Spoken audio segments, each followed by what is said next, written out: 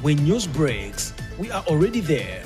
Welcome to Prime TV to Zambia, the channel that never sleeps. From community stories in your backyard to national headlines shaping the country and sports and international updates that keep you ahead, we bring it all to your screen. 24/7 news, fast, reliable, unmatched. Catch us on Topstar, channel 110. Watch live on Facebook, PTV to Zambia. Prime TV to Zambia, your window to the nation, your gateway to the world.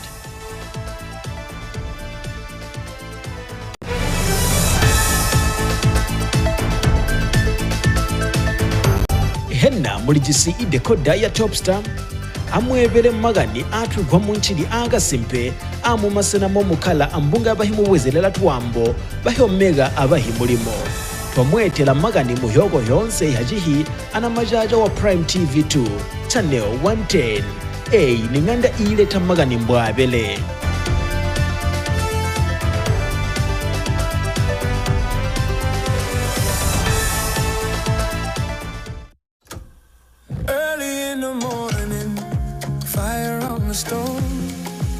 Love in a pie, that's the life we know. From the fields to the table, every bite it shows. Primarily me, the taste of home. Primarily me, the taste of home. Primarily me, the taste of home. Mama in the kitchen, we never eat alone. Primarily me, the taste of home. Prime Milk, pure, proudly Zambian, the taste of home.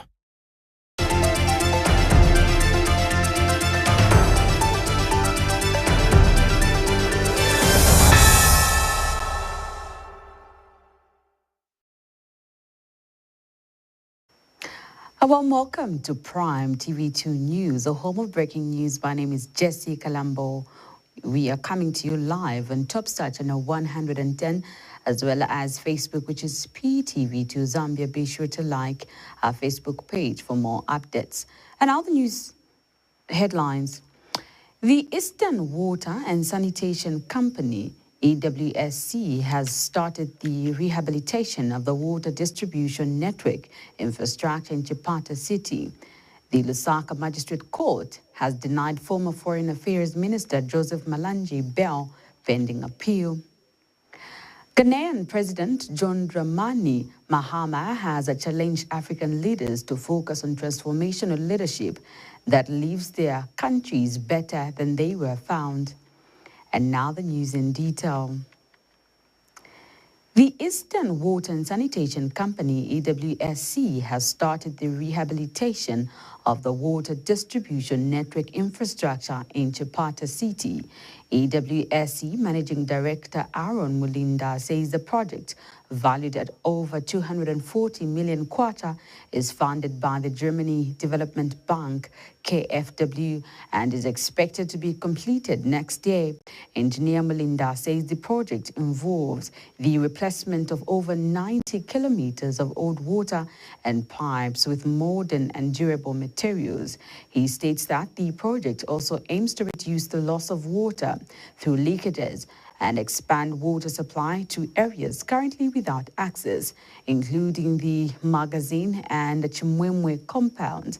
And Chipata Central Member of Parliament Ruben Mtolo Piri has praised the German government for the support to rehabilitate the entire water system in Chipata. Mr. Piri says the project is a key part of the government's commitment to expand and strengthen water supply infrastructure for the growing population in Chipata. Here are the details.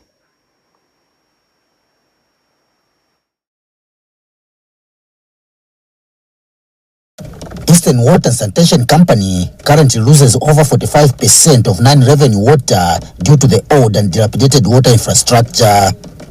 However, the company, with support from German Development Bank KWF, has embarked on the rehabilitation of the entire water distribution network, which includes the replacement of old pipes with new ones, including the expansion of storage tanks. Eastern Water and Sanitation Company Managing Director Aaron Mulinda explains the project. As you may know, that Chipata, the water distribution system, has about almost 80 kilometers of asbestos concrete pipes that are no longer being manufactured anywhere, and there are no spare parts. And also asbestos poses a health hazard. And this project has come in to overhaul or improve this. In addition to the replacements, we also have network extensions. We are going to extend pipes in areas like Walela, in areas like Aslot. Also, we have Musoro Road. Engineer Mulinda says that the project is also aimed at reducing water losses through leakages. One of the key objectives here is to reduce the water losses. As you may know, a water reticulation system definitely comes with the water losses. That in the case of Chipata, the water losses are as high as 45%. So when this project is done, we expect that to reduce significantly. What will that mean? That will mean we will have more water to take to the new areas where we are extending to.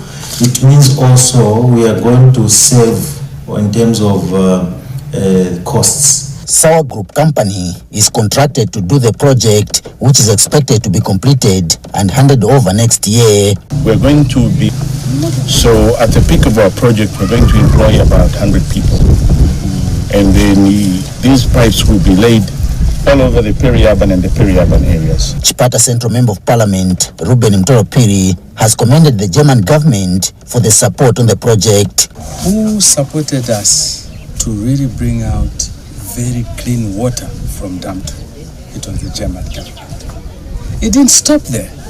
The German government, again, at one time, supported us by upgrading the underground pipes. Not only water, but also sewerage. The German government has been supporting us continuously so that the people of this town can have clean water, can access clean water. Meanwhile, the residents are happy with this development.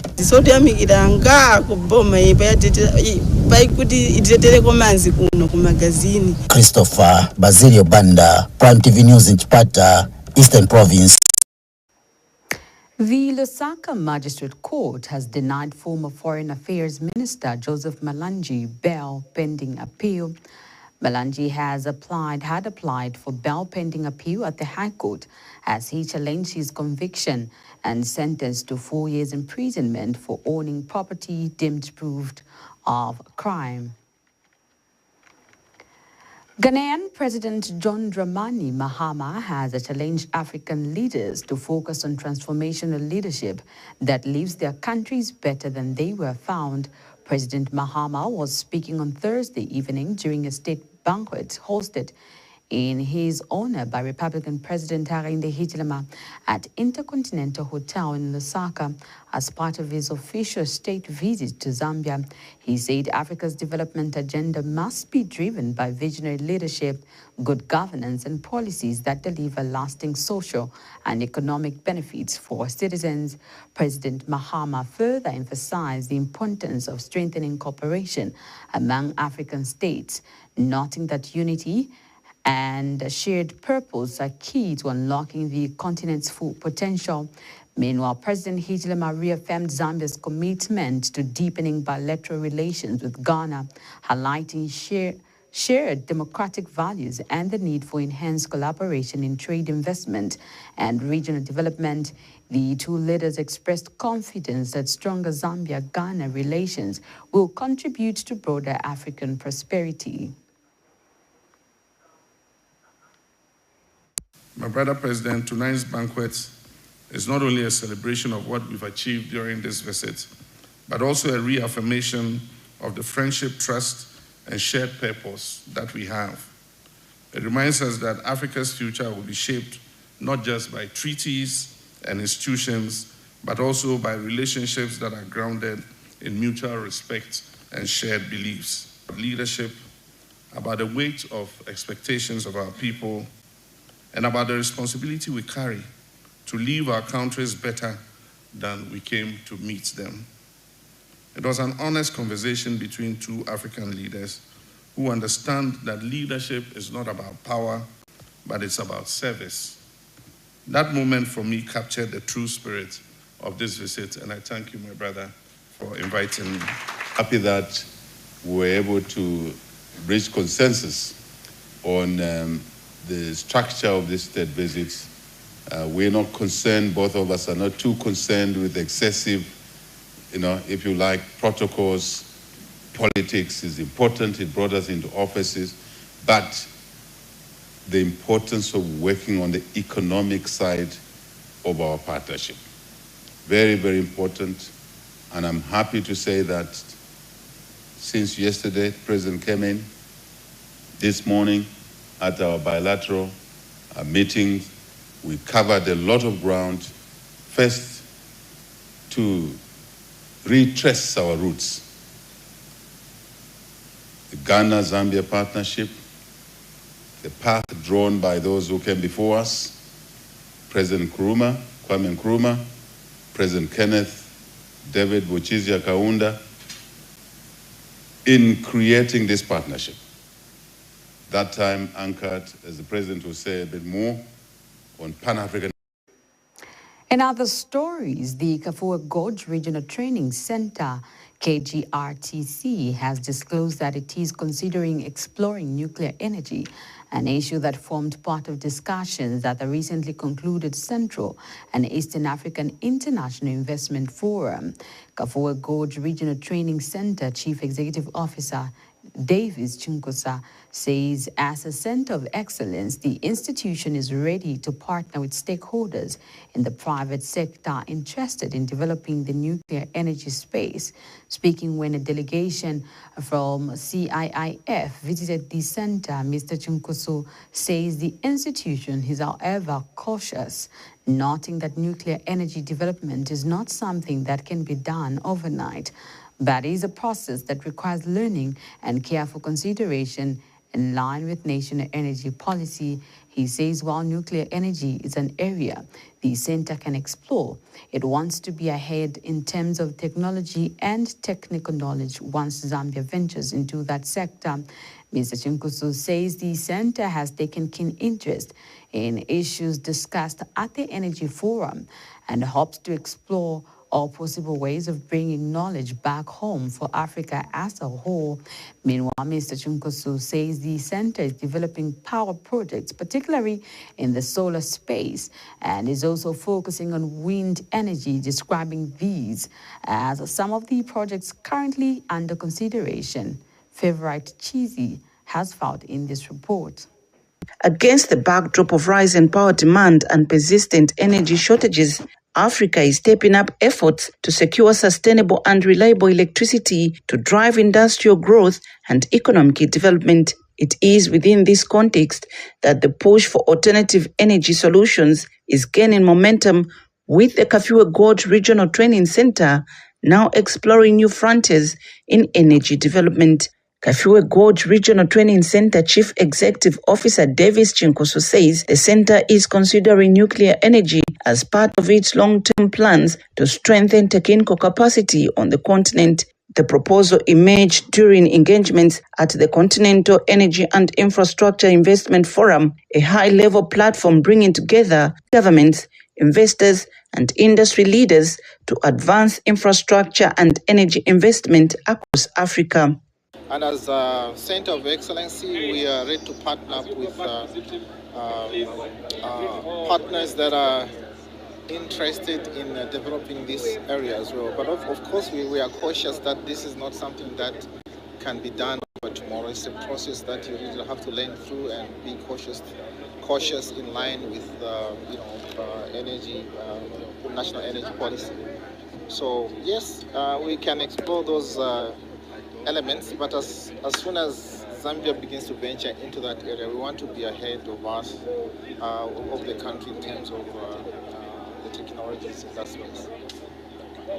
Speaking after hosting a delegation from the Continental Energy and Infrastructure Investment Forum who toured the Kafue Gorge Regional Training Center, Mr. Chinkoso says the center aims to become a knowledge hub offering training not only in energy technologies but also leadership and business-related skills linked to the energy sector. Much of the money, but it's the skills. We can have the money. If you don't have the skills, the infrastructure that we create will go to waste. So we want to try to come in as KGRTC to ensure that we create the vast skills, we bring them closer to the SADC region, to Africa.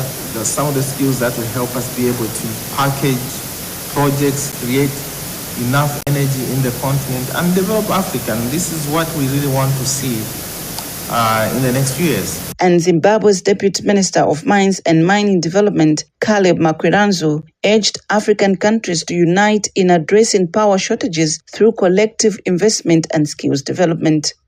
So it's us, we must work as my president says, Dr. E.T. Mnangagwa, we must build our own countries. The nation is built by us. So we must look after ourselves. For Continental Energy and Infrastructure Investment Forum Program Curator Mark Taylor, he noted that Africa urgently needs engineers, artisans, and technicians to drive industrial growth, stating that nuclear and broader energy sectors will be critical in powering emerging industries such as data centers. Favorite Chisi, Prime TV News, Lusaka. A police officer from Kapirimposhi has died in a fatal traffic accident which happens on 5th of February 2026 on the Great North Road. The officer has been identified as Nelson Tembo, who was driving a motor vehicle registered number ABL 9914. Met its fate after failing to keep his near lane at Mafwasa, thereby colliding with an oncoming public service vehicle. Bus registration number ALR 8112. Joseph Siampihi has the details. This is what has remained of a once moving vehicle after a collision with another on the Great North Road at Kapirimposhi's Mafwasa area.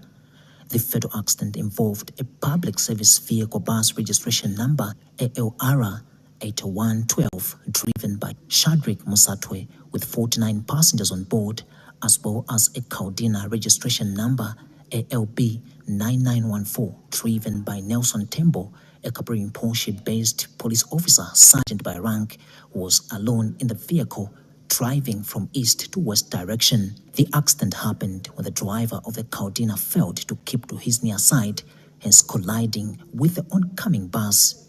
The impact of this road carnage left the police officer dead on the spot, while those in the public service vehicle escaped unhurt. The body of the deceased has been deposited into Kapirimposhi Urban Clinic mortuary. Joseph Siambihi reporting, Prime TV News in Kapirimposhi. Lusaka District Commissioner Rosa Zulu says government remains committed to creating a conducive and enabling environment for financing and market leakages for youths who are differently abled who are venturing in business. Ms. Zulu has stated that when youths embark in business ventures, it addresses the current challenge of youth unemployment, which challenge affects especially the youth and persons with disabilities. She said this in a speech read on her behalf by Lusaka District Administrative Officer Onel Chia during the handover of youth starter parks for disabled youths in Lusaka, meant to equip them with equipment to start a business that will sustain their livelihood. In other stories, Chief Chitina of Mukushi District has launched Chitina Community Trust with the sole purpose of safeguarding the interests of the people in the chiefdom. The trust has come to existence to ensure that investment resources are managed transparently and sustainably for the development of the community.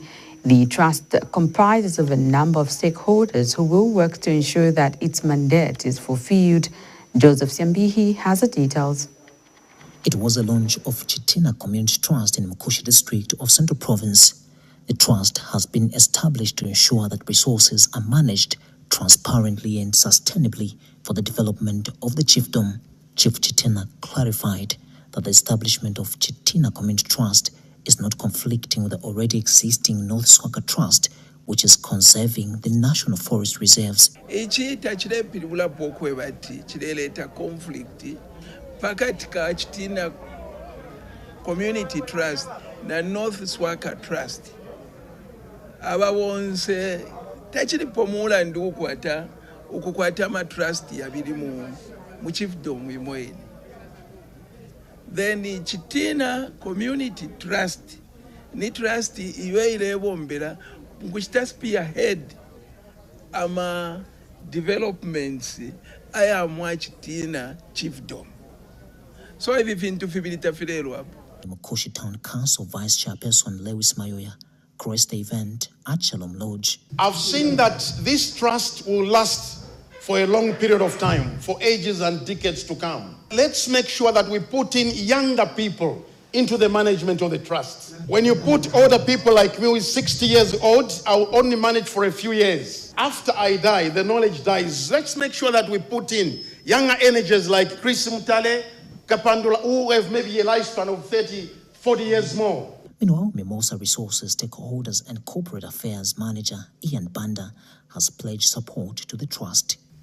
The members of the run trusts communicate to the community muleveba regularly if they chitika. Ama plans baleishiba abantu baleishiba ilaba ke secret chan baleishiba, and if we from Mimosa will support you. Other dignitaries present gave their remarks. The trust has been given a certificate by government. Joseph Siambehi reporting, Prime TV News, Mukoshi. We are coming to you live on Top Star Channel 110 as well as Facebook, which is PTV2 Zambia. Be sure to like our Facebook page for more updates. Ends the news on that note. A recap of the top stories. The Eastern Water and Sanitation Company, EWSC, has started the rehabilitation of the water distribution network infrastructure in Chipata City. The Lusaka Magistrate Court has denied former Foreign Affairs Minister Joseph Malanji bail pending appeal. Ghanaian President John Dramani Mahama has challenged African leaders to focus on transformation and leadership that leaves their countries better than they were found. Thank you so much for watching the news. This has been Jessie Colombo. Have a pleasant viewing.